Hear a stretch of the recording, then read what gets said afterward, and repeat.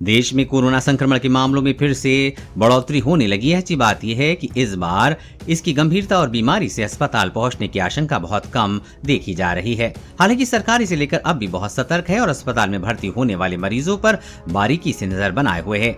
इसी कड़ी में सोमवार को national centre for disease control के निदेशक डॉक्टर सुरजीत सिंह ने बताया कि हम कोरोना संक्रमण की गंभीरता और अस्पताल में पहुंचने वाले मरीजों की कड़ी निगरानी कर रहे हैं।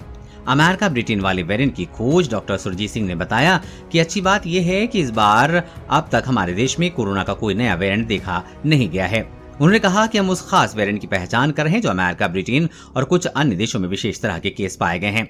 इसके अलावा हम कोरोना से पीड़ित लोगों की गंभीरता और अस्पताल की स्थिति पर भी निगरानी कर रहे हैं।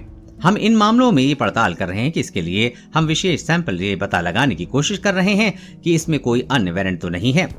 डॉक्टर सुरजीत ने कहा कि ये भी कहा है कि अब तक इस तरह का कोई केस देखने को नहीं मिला है। खास वेरिएंट की गंभीरता से निगरानी के निर्देश डॉक्टर सुरजीत ने कहा कि हम इस तरह के केस की निगरानी कर रहे हैं। हालांकि अब तक हमें इस तरह का खास केस जिसमें ओमिक्रॉन के अलावा नया वेरिएंट हो नहीं मिला है।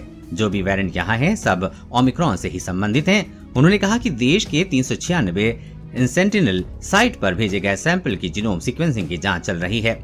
उन्होंने कहा कि ओमिक्रॉन का BA.2 सब वेरिएंट सभी अन्य वेरिएंट को बदल चुका है, लेकिन इसका संचरण और गंभीरता अलग अलग है।